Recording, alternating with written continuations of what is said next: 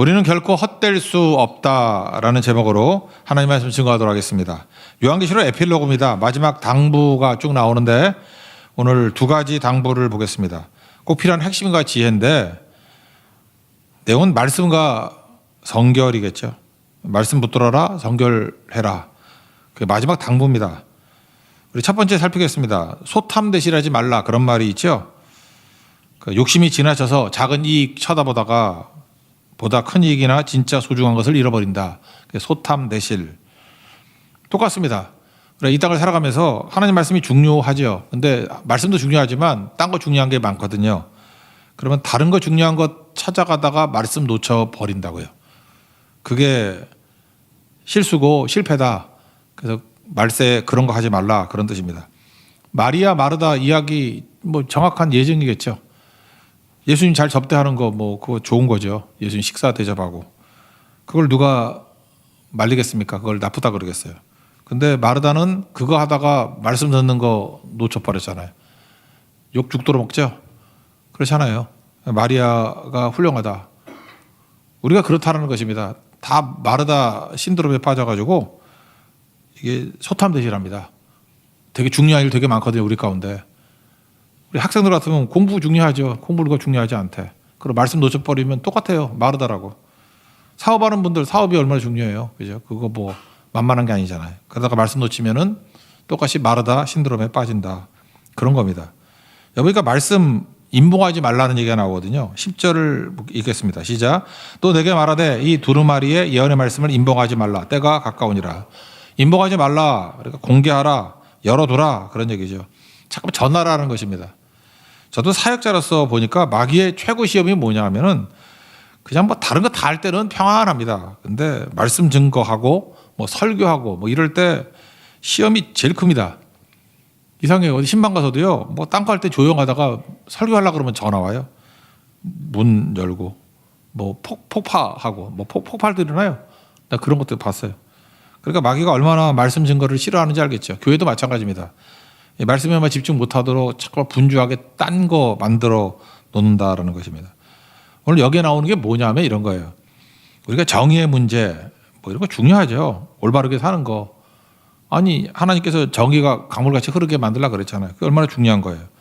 근데 그런 거 바르게 하려고 그러다가 말씀 놓칠 수 있다라는 거예요.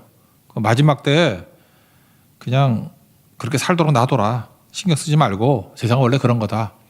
하나님 말씀 증거하는 것이 우선이야. 그런 말을 하고 있다는 것입니다. 11절 한번 다 같이 읽겠습니다. 시작. 불의를 행하는 자는 그들의 불의를 행하고 더러운 자는 그대로 더럽고 의로운 자는 그대로 의를 행하고 거룩한 자는 그대로 거룩하게 하라. 제가 이 말씀 보면 항상 생각나는 게 인도 선교사님 이영길 선교사님 생각나요. 이분이 뭐 이것저것 분주하게 하려고 그러다가 우리 교회에서 간증할 때 그러셨잖아요. 그냥 되게 꼼꼼하신 분이에요. 예민하신 진짜 이과생 남자예요. 되게 이렇게 매달리는 분이거든. 그리고 굉장히 공부도 많이 하신 분이고. 그러다 보니까 너무 눈에 걸리는 게 많은 거예요. 그거 다 하다가 실수였다. 그래서 이 말씀 가지고 그때 설교하셨죠. 쓸데없는 거 그냥 놔두고 신경 쓰지 말고 하나님 말씀 증거하는 데 집중하니까 나머지가 풀리더라. 뭐 그런 맥락의 말씀이었어요. 똑같다고 생각합니다. 우리 인생이 그래요. 불의하는 자 그냥 놔두세요. 우리가 뭐 애쓴다고 돌아올 것도 아니고 돌아오려면 하나님이 다른 방법으로 돌아오게 하겠죠. 더러운 자는 그냥 더럽게 하고 또 의로운 자는 의롭게 하고 중요한 건 뭐죠? 하나님 말씀 증거하는 것을 우선시하지 못하는 모든 시도들을 다 중단하라, 그런 뜻이에요. 그러니까 하나님 앞에 그게 너무너무 중요하겠죠. 12절 보니까 이거 뭐 행위 구원같이 보이는데 그거 아니거든요. 12절 한번 읽겠습니다. 시작. 보라 내가 속히 오리니 내가 줄 쌍이 내게 있어 각 사람에게 그가 행한 대로 갚아주리라. 이건 달란트 비유 보면 알겠죠. 그러니까 여기서 줄 쌍이 있다라고 하는 거는 상을 준다는 것은 칭찬해 준다는 거예요. 이렇게 하나님 말씀을 우선으로 두고 살면 칭찬이 있다. 달란트 비유도 보면은 5달란트 맡은 사람에게 칭찬이 있다 그러잖아요. 그리고 그 칭찬의 의미가 뭐예요? 상 준다는 거죠. 5달란트는 남은 거 더 가지고 또 1달란트 숨겨놓은 것까지 너 더 가져라. 그게 뭐 달란트가 핵심입니까? 착하고 충성한 종이 되는 게 핵심이지. 그러니까 이게 무슨 뜻이에요? 이게 어법으로 보면은 그냥 하나님 말씀을 우선적으로 하는 사람에게 하나님께서 칭찬하시고 또 상급이 있다. 뭐 그런 뜻이라는 것입니다. 그러니까 중요한 거 먼저 해야 된다는 거예요. 말씀이 중요한 거고 또 사랑하는 거 먼저 하는 거 이런 거죠. 이런 거 되게 많거든요. 교회 안에서 이렇게 분쟁하는 교회들 보면요. 그 주제가 틀린 적이 없어요. 다 올바른 거 갖고 싸워요. 근데 그게 우선순위는 아니거든. 그렇잖아요. 그렇게 더러워지고 넘어지고 그럴 수도 있죠. 그렇지만 하나님 말씀 사랑하는 거 그게 우선이 돼야 되는데 그거 놓치고 그냥 뭐 작은 정의 하나 세우겠다고 뭐 어떤 교회는 주방의 질서를 세우겠다 뭐 이런 거. 그때 얘기했죠. 우리 교회는 올겐을 교회에서 샀다고. 저 개인 사면 큰일 난다고. 그 올겐 산 사람 그랜드 피아노 사면은요 위에 올려놓자 밑에 내려놓자 그거 갖고 싸워요. 그 본질 아니죠. 그게 말씀보다 앞설 수 있다니까요. 진짜예요. 내가 그렇게 싸움한 교회 봤어요. 그러니까 그런 거 갖고 이렇게 부딪힌다는 것입니다. 요한계시록에 있는 예를 한번 들어봅시다. 첫 번째 교회가 7교회 중에 에베소 교회죠. 요한계시록 2장에 보면 2절 3절에 이 에베소 교회는 칭찬 듣습니다. 뭘 칭찬 듣느냐. 이단들이 들어왔는가 봐. 그래서 그들과 엄청나게 잘 싸웠습니다. 자칭 사도라 하되 아닌 자들을 시험하여 그의 거짓된 것을 내가 드러낸 것과 그리고 내 이름을 위하여 견디고 게으르지 아니한 것을 안다. 그러니까 불의의 세력 또는 거짓 선지자 이런 거 싸우는 것 잘했다는 것입니다. 에베소 교회 훌륭하죠. 그런데 우리가 잘 아다시피 그 다음 절 5절부터 4절부터 나오잖아요. 책망할 것이 있다. 앞에 칭찬보다 책망이 훨씬 더 커 보여요. 처음 사랑을 버렸느니라. 어디서 떨어졌는지 생각하고 회개하여 처음 행위를 가지라.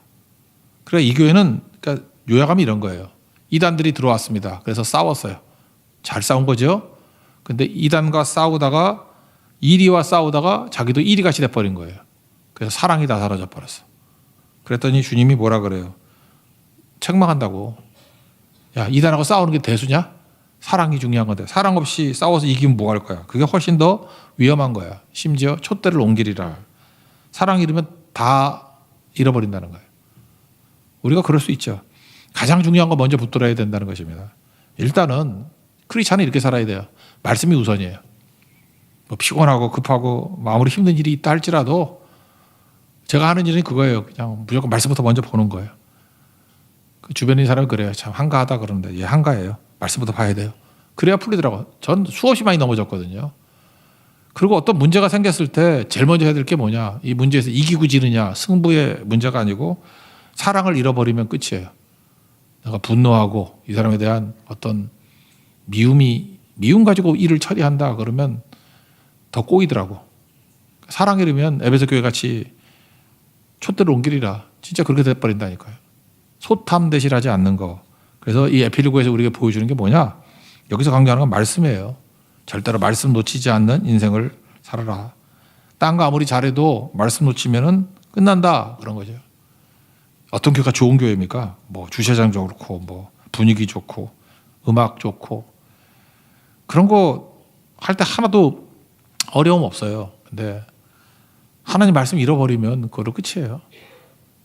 촛대로 옮겨간다. 에베소 교회 다 좋았다고요. 근데 성경은 절대 칭찬하지 않는다는 것입니다. 예수님 시험 당할 때도 말씀으로 이기잖아요. 말씀이 시험 이기는 힘이죠.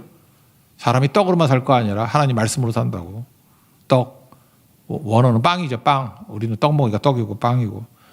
여러분 빵이 그거 포르투갈 말인 거 아시죠? 우리 한국말 아니잖아. 일본에서 들어온 거 아니야. 빵. 빵. 관심이 없네. 프랑스 말로는 뭐죠? 뺑이더라고. 뺑. 제가 요즘에 잘 가는 그 소금빵 먹는 집이 뺑스톡이야. 하여튼 영어로는 페인스톡이라고 써놓고 뺑스톡이 있는데 그래서 뺑스톡이 뭔가 하고 주인장한테 물어봤어. 뺑스톡이 뭡니까? 그랬더니 뺑이 프랑스 말로 빵이래요. 스톡은 저장소. 그러니까 스톡이요. 뭐 주식 저장소 그런 거 있잖아요. 창고.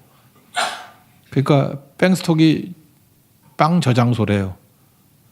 전 그거 보면서 빵은 생각 안 나고 말씀 저장소 하나 만들어야겠다 그런 생각이 있어요. 그죠? 어디서는 말씀이 나와야 되잖아요. 예수님 그러잖아요. 사람이 빵으로 사는 게 아니라 말씀으로 산다고. 여러분 인생에도 빵 저장소가 아니라 말씀 저장소가 있으면 승리하게 된다는 것입니다.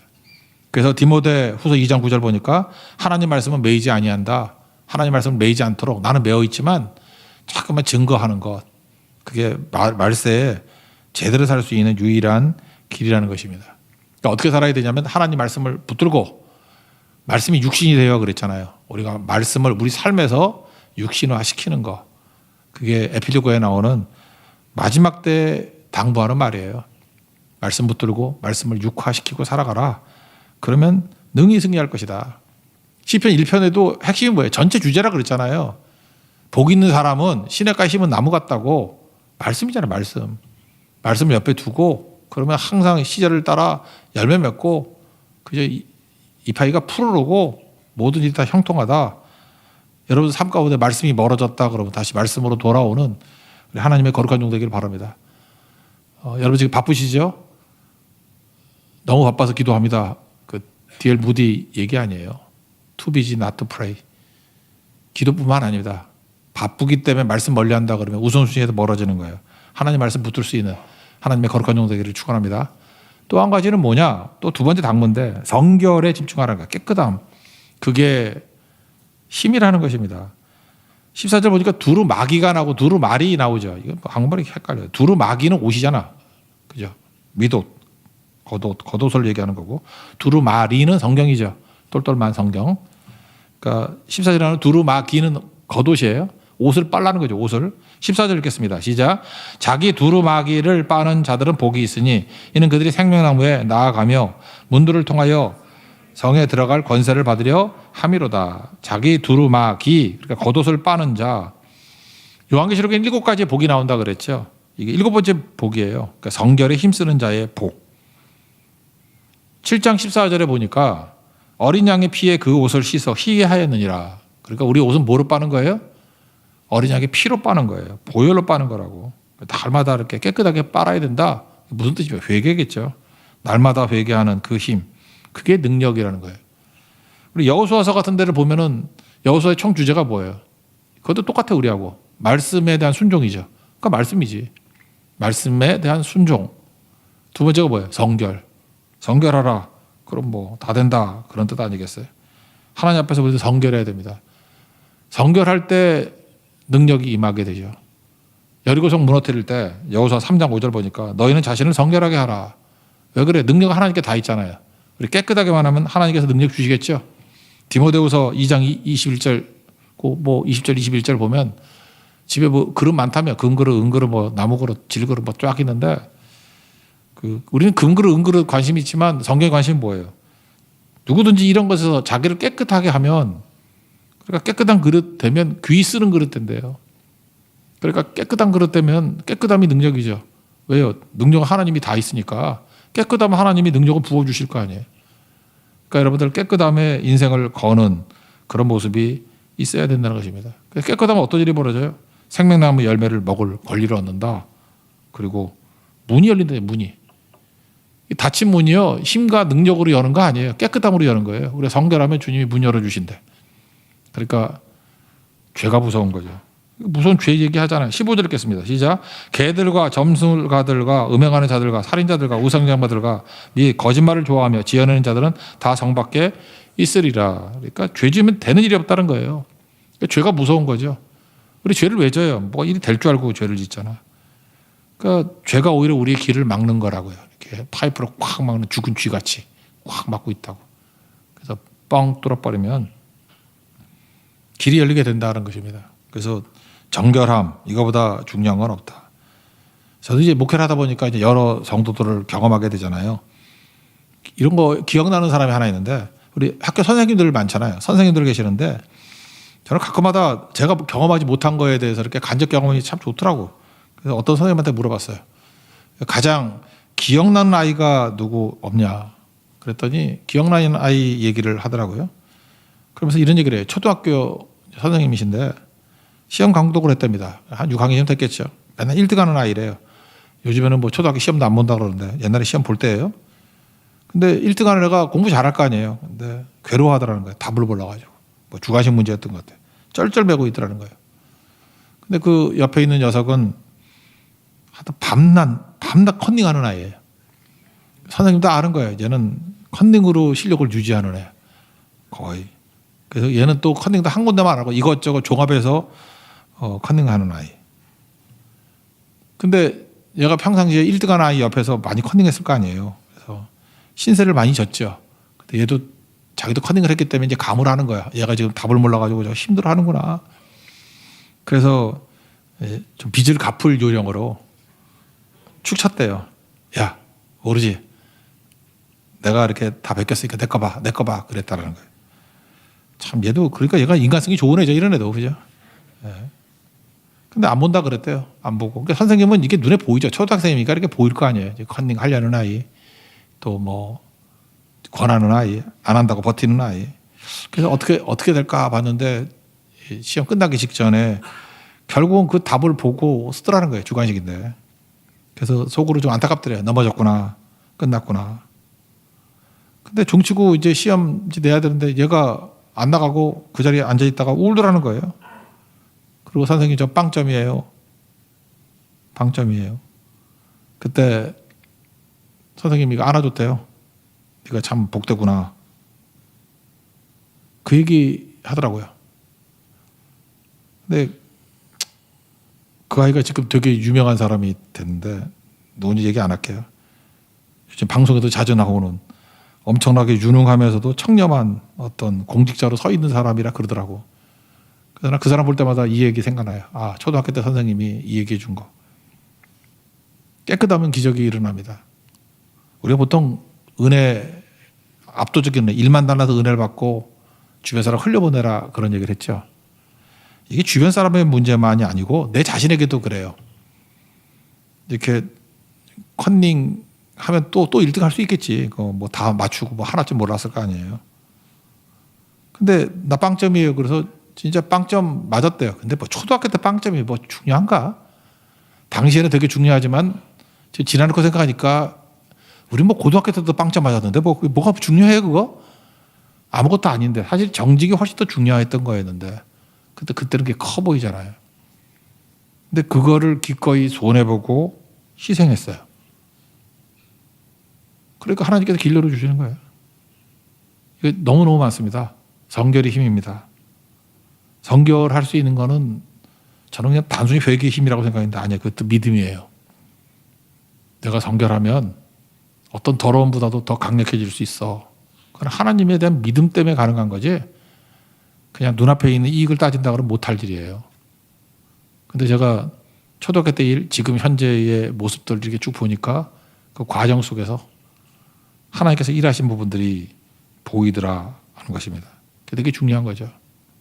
우리는요, 믿음이 없기 때문에 되게 불안해. 여러분들 이렇게 충성하신 분들도 많이 있고, 헌신하고 막 이러면 어느 순간 이렇게 지칠 때가 오는 것 같아요. 그 지치면 안 되는데.